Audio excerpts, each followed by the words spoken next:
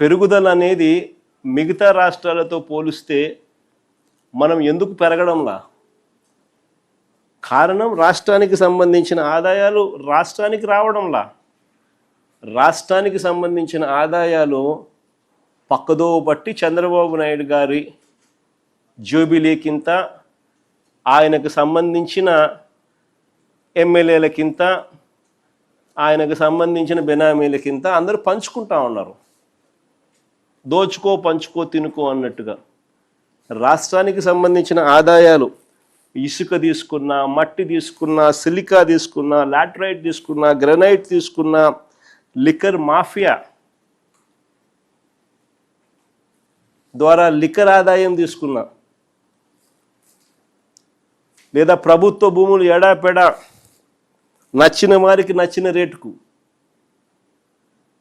ఎడాపెడా అమ్మే పరిస్థితి తీసుకున్నా, ఇలా వనరులన్నింటినీ కూడా దోచేస్తూ ఉన్నారు. కాబట్టి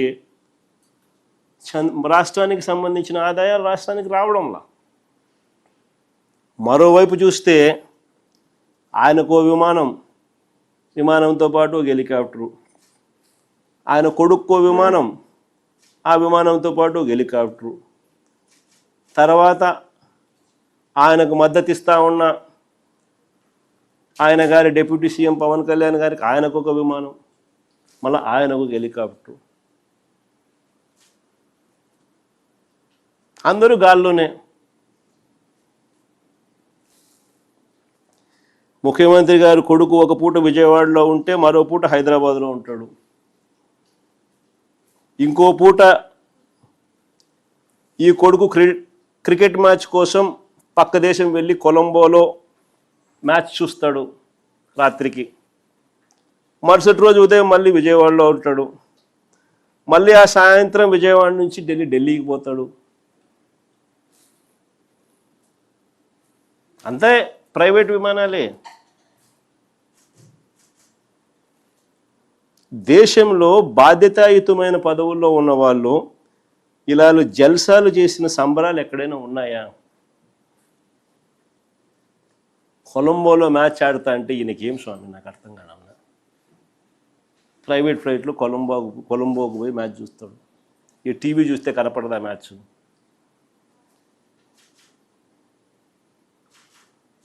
సరే, క్రికెట్ అభిమానివే అనుకో, టీవీ చూస్తే కనపడదా? నేను కూడా నిన్న టీవీలోనే చూసిన మ్యాచ్.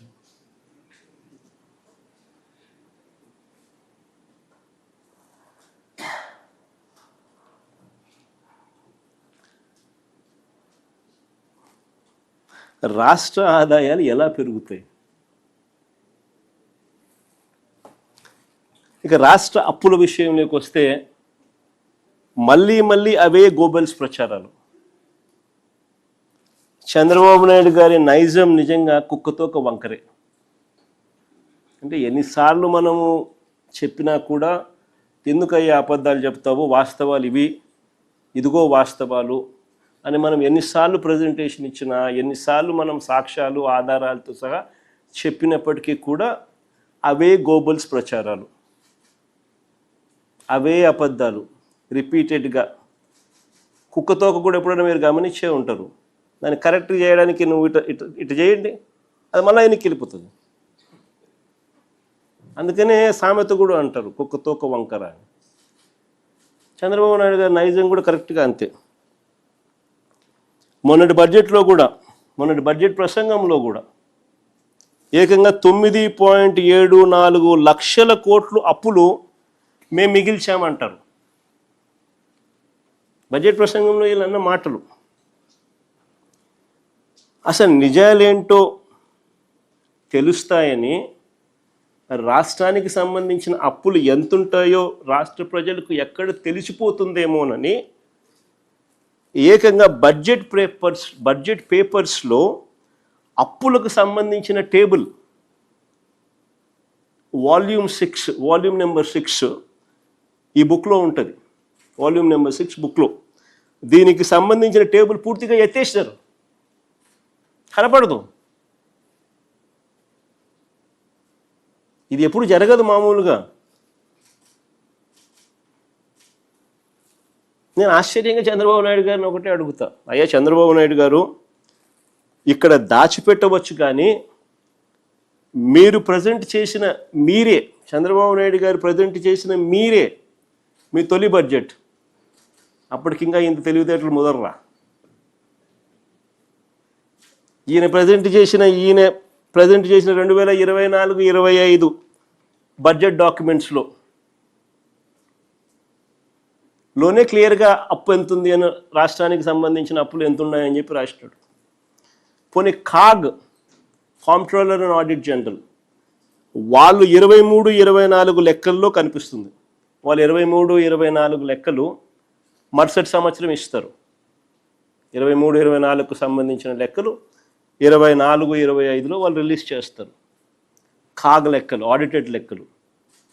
ఆ లెక్కలు చూసినా కనిపిస్తుంది, చంద్రబాబు నాయుడు గారు ప్రవేశపెట్టిన 24-25 మొట్టమొదటి సంవత్సరం ఆయన ప్రవేశపెట్టిన బడ్జెట్ చూసినా కనిపిస్తుంది. దాంట్లో రాష్ట్రానికి ఎన్ని అప్పులు ఉన్నాయి, ఎవరి హయాంలో ఎంత అప్పు చేశారు అని చెప్పి క్లియర్ కట్గా టేబుల్స్లోనే ఉన్నాయి. 2014 వరకు ఇది బడ్జెట్ డాక్యుమెంట్ క్లియర్ కట్గా మీకు అందరికీ కనిపించే విధంగా చూపిస్తా ఉన్నాం. Page number 14, page number 16 budget document 24-25 Chandrababu Naidu గారు మొదటి సంవత్సరానికి సంబంధించి చూస్తే ఇక్కడ మీరు గమనిస్తే 2018 మన హయాం చివరికి అంటే 2023-24కు సంబంధించి చూస్తే పబ్లిక్ డెట్ అవుట్ స్టాండింగ్ 4,91,734 కనిపిస్తుంది.